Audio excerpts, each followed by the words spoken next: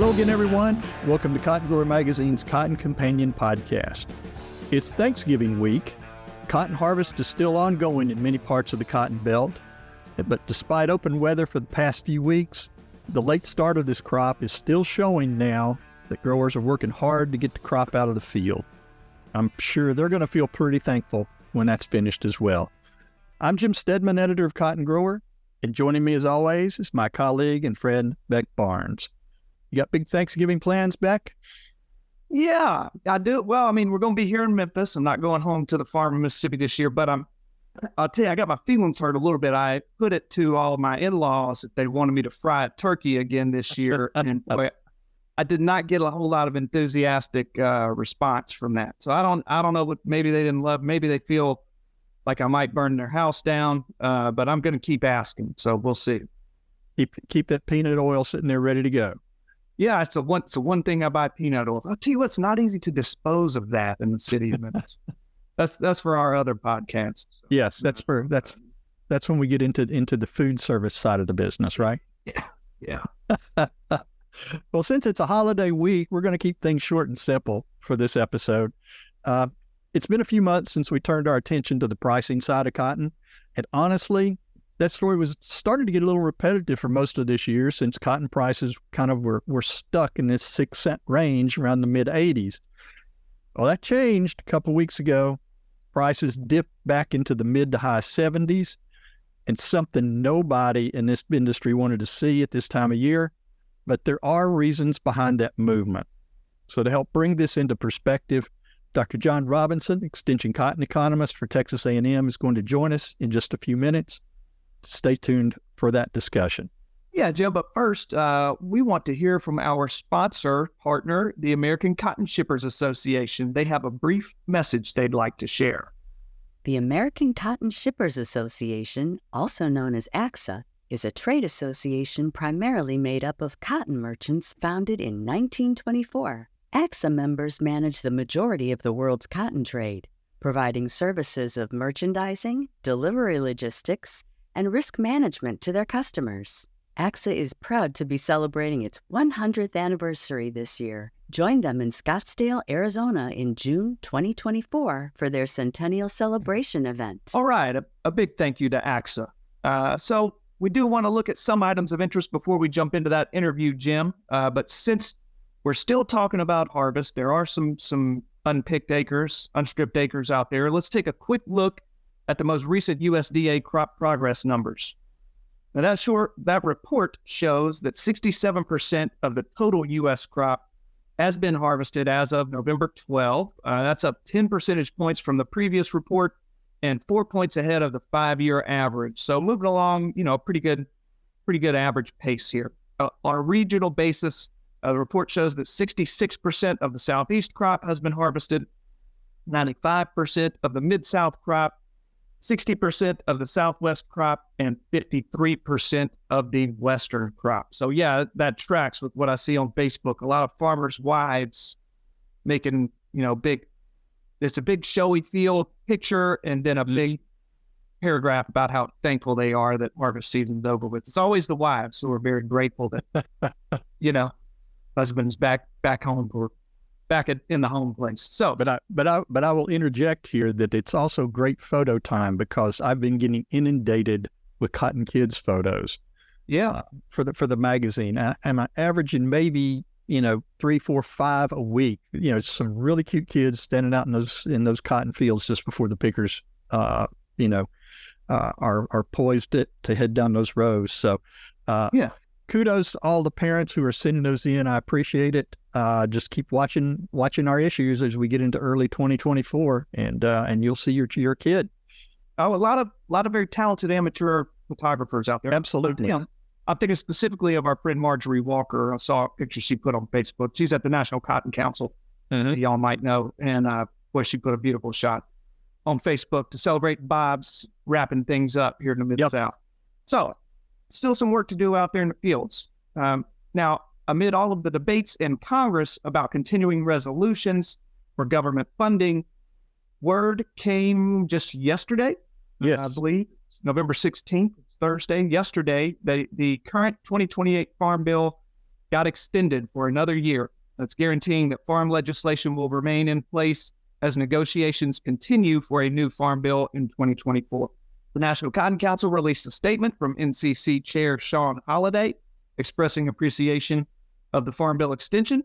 Holliday said, quote, "The National Cotton Council is grateful to the leadership in the House and Senate for extending the 2018 Farm Bill for another year. This extension will give the U.S. cotton industry certainty in program support as we head towards next year's planting season." So Holliday also noted that it is critical that Congress moves as quickly as possible in 2024 to pass a new farm bill that enhances the safety net for our producers while addressing the challenges faced by all segments of the supply chain. He added that the cotton industry is committed to working with the House and Senate Ag committees to get the new legislation completed as quickly as possible. I was really glad to see that extension come in, because obviously with all the debates going back and forth about funding everything, the last thing anybody wanted to see was see the farm bill expire at the end of the year without an extension of some kind. That would throw us into a certain amount of chaos that nobody wants to see. So so again, appreciation not just from the council, but I think from Cotton Grower Magazine as well.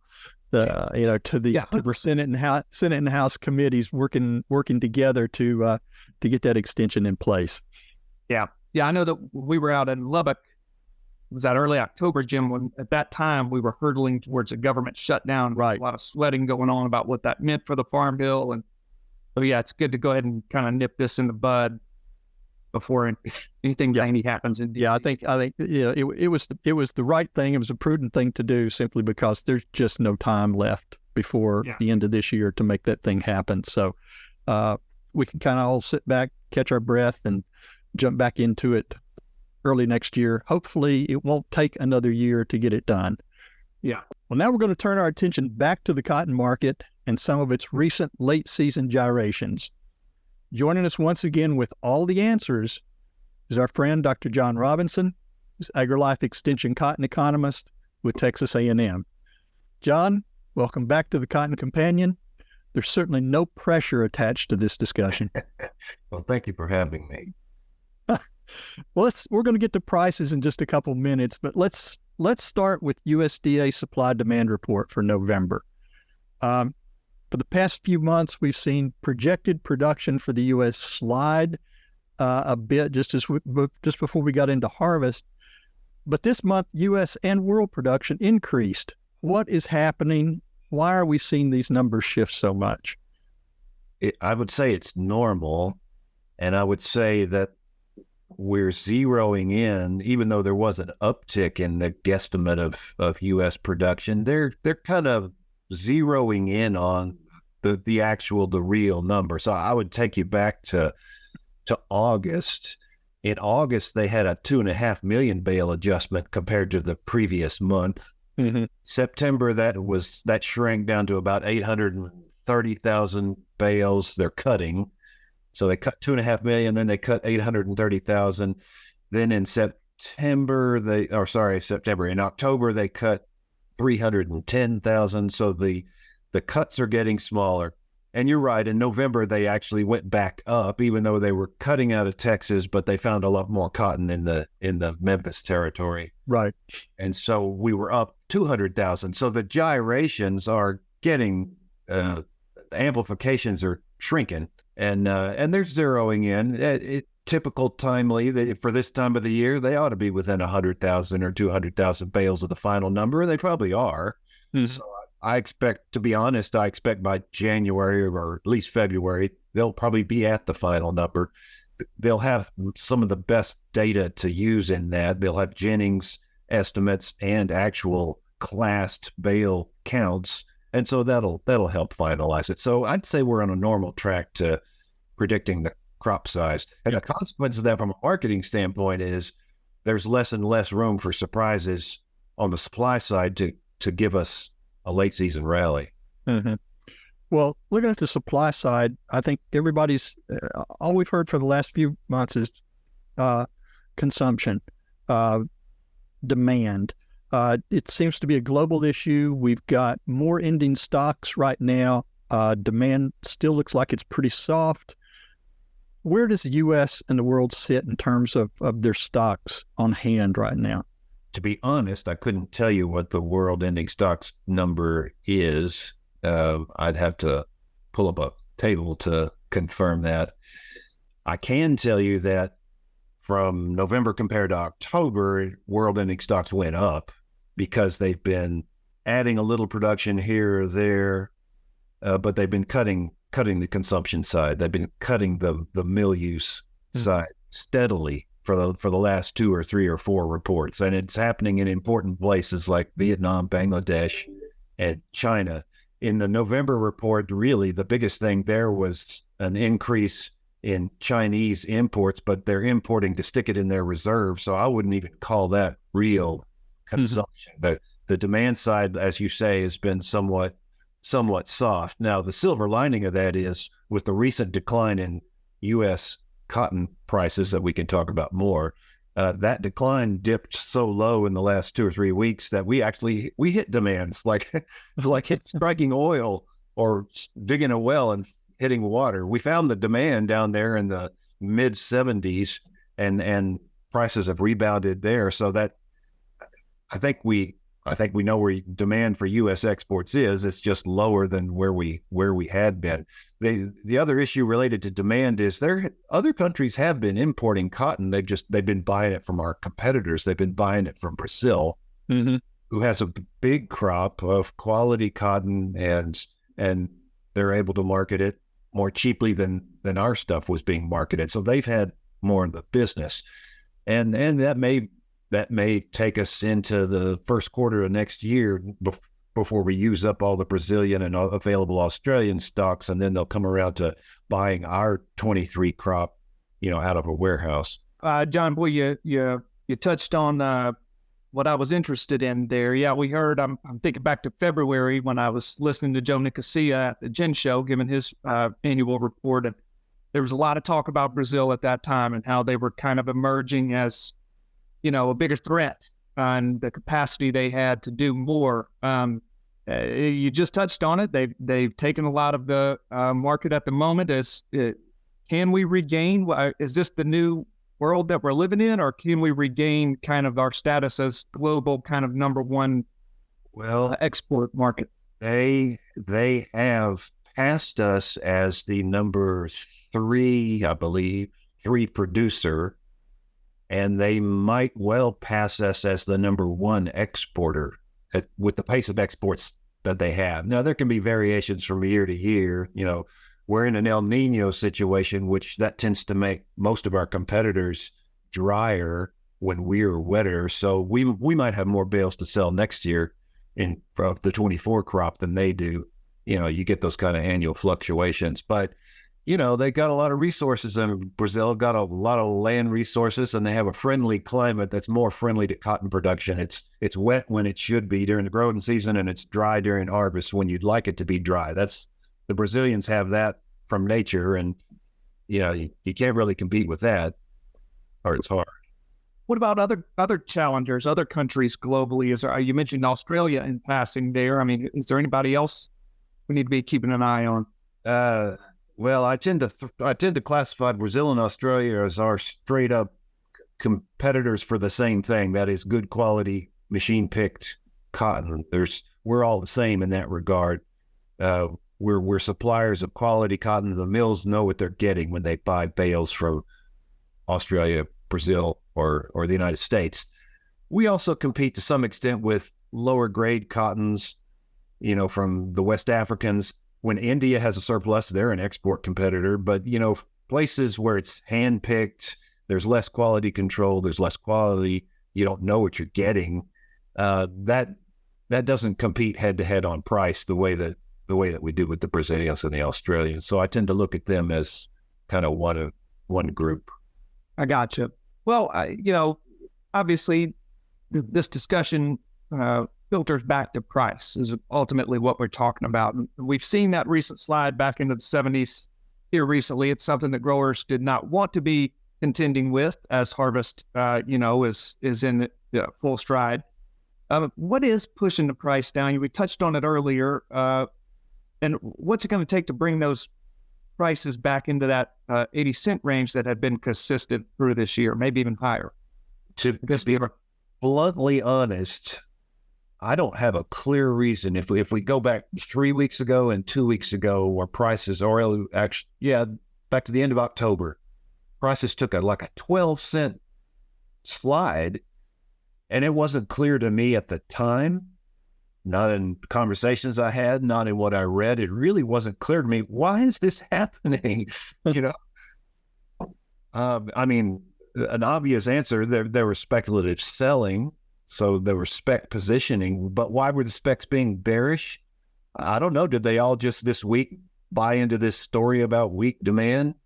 I don't really know. Was it harvest progress in the United States? Good harvest weather in the Delta, and more bales than we had expected. Yeah, maybe a bunch of things came together, but I couldn't really point to any one thing and say, well, that's the reason prices just went down 12 cents. It really wasn't, and still isn't, that clear. Now, what would make it bounce? Well, it bounced on the low end because it found export sales. We had a marketing year high of U.S. export sales during that, at the bottom of that slide. So, okay, there's demand. So there's the bottom. So now I just kind of expect us to be bouncing around in this newfound range, 75 on the low end, and I don't know, maybe 85 on the upper end. And what'll take it up to 85? Something happens.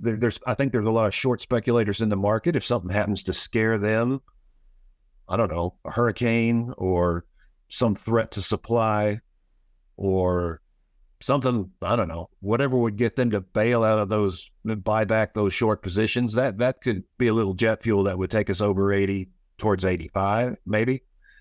If we started to see week after week after week after week of huge export sales, well, that would suggest to me that demand was expanding. I don't really expect to see that, but so something really, really bullish might push us up to the upper end of that range. But I think we're still range bound.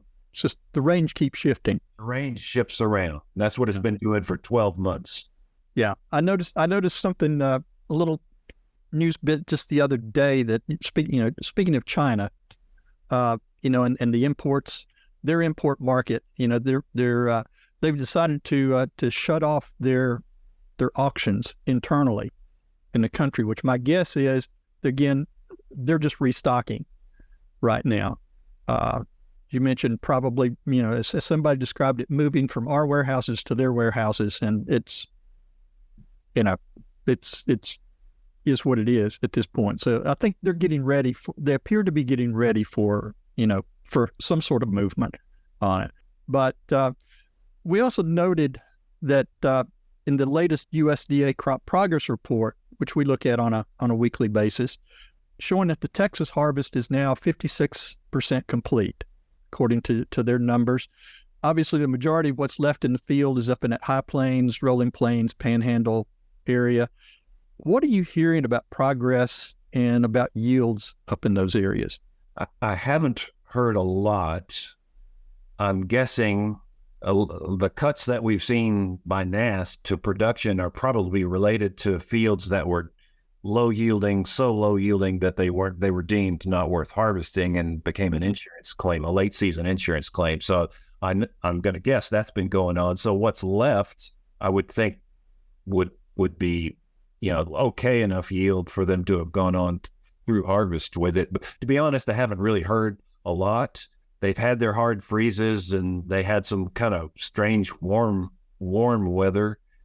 I suppose all that's good as far as getting the crop in a condition to be harvested. So my guess is that it wasn't really the latest crop in the way. It was in some places because of all the rain during planting time, but I imagine we'll be through on schedule. So we'll probably have it wrapped up in December, January, and Jenning will wrap up in January. And the thing about the year really is that it was a disappointing year in the sense that people were hoping that they'd do really good and that 23 would make up for the disaster of 22.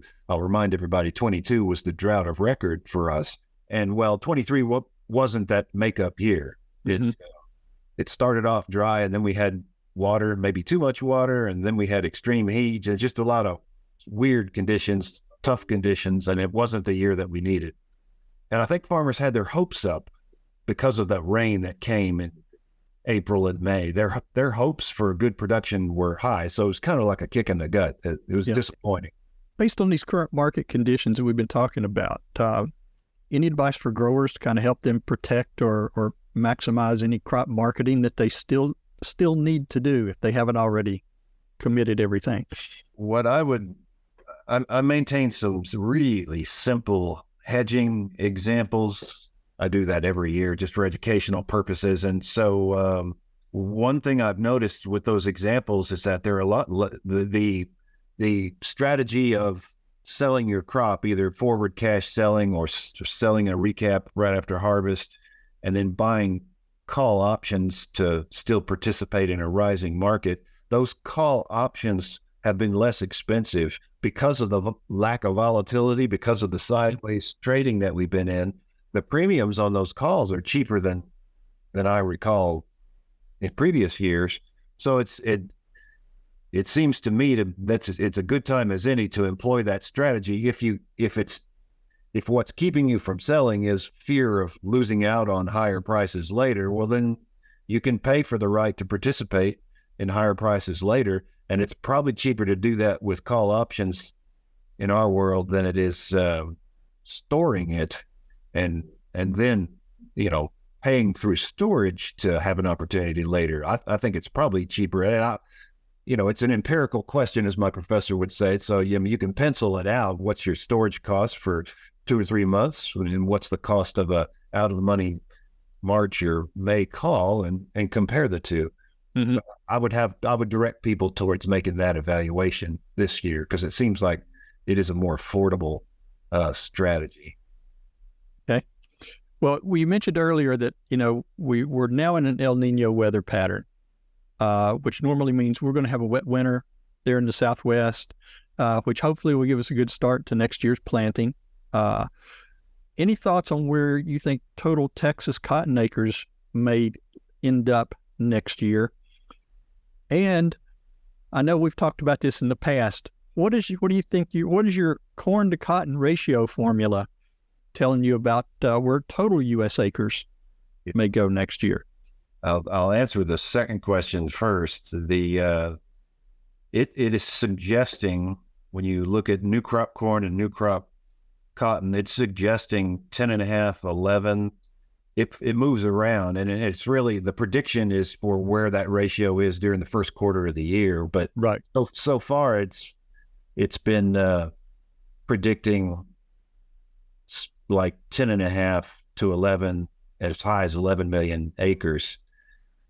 Well, if you take 11 million acres and assume El Nino planting moisture and enough moisture to get the crop out of the ground, and you can pencil out a 15.5, 16 million bale crop pretty easily nationally. And if that happens, then I'm kind of worried about prices being weaker, unless there is a much stronger, all the fears about demand and all the fears about recession just go away, and we have evidence of strong demand, expanding demand. If we have a 16 million bale crop with current demand, I imagine we probably have cash prices at 72 instead of 76. And that's my early outlook for 24 is it's just beware of lower prices if we do have the crop that I want everybody to have. Right. And as far as Texas specifically, we have fewer choices here. But where they can switch to something else in the coastal region, in the better irrigated regions of the Panhandle, if corn prices are higher, which corn prices don't look very good, but when they're higher, they can do, and they did this year. There was a whole lot more corn compared to cotton. Next year, I don't know that they're going to do that. So I would think Texas acres specifically will probably be kind of unchanged, and then it comes down to what happens in your world and what happens in Georgia between corn and peanuts and soybeans compared to cotton. Lots of possibilities at this point. Yes. Lots of question marks. Well, Well, John, I tell you, A long time ago, say you could just take a year off, take everything to Vegas and put it all on black for that year and just see what happens. If John, if you were ever advising that, then I'll know we're in trouble. well, John, I tell you, thanks so much for taking time to join us today. I think we can say with a great deal of confidence that this economic roller coaster has still got a few more climbs and some dips probably for us. I'll just be curious to see what we're talking about here when we get to the Beltwide meeting in January. I will too. Unfortunately, I don't have to give an outlook presentation there, so I'll see what other people.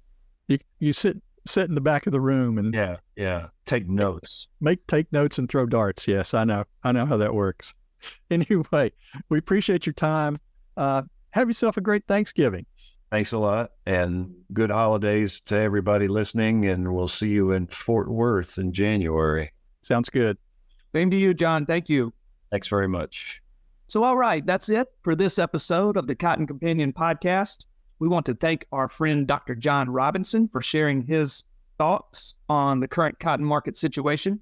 A big thanks, too, to our sponsor partner, the American Cotton Shippers Association, for their participation and support with the Cotton Companion. And as always, we want to say thank you to our dear listeners for joining us. We hope that you've enjoyed this episode. And if you did like what you've heard, please be sure to spread the word. Tell your friends, your farming neighbors about the Cotton Companion podcast. Here's where and how they can find us. You can find the Cotton Companion in 3 easy ways. First, go to cottongrower.com/companion, or simply click the podcast tab at the top of the homepage. Second, subscribe to our channel on iTunes or wherever you find your podcasts these days. And 3, sign up for our weekly e-newsletter, the Cotton Grower e-News, that's delivered to your email inbox every Tuesday morning. You can do that by going to cottongrower.com/subscribe. Also, be sure to follow Cotton Grower on social media. We are at Cotton Grower Mag on Twitter. And on Facebook, you'll find us by searching for Cotton Grower Magazine. Cotton Companion podcast is produced twice monthly by Tyler Hatch and Kim Henderson, our talented colleagues at the world headquarters for Meister Media Worldwide in lovely Willoughby, Ohio. I'm Jim Stedman, he's Beck Barnes, and we'll be back with you in a few weeks with the next episode of the Cotton Companion. Until then, stay safe. Yeah, he works and he works and he works and he works all day.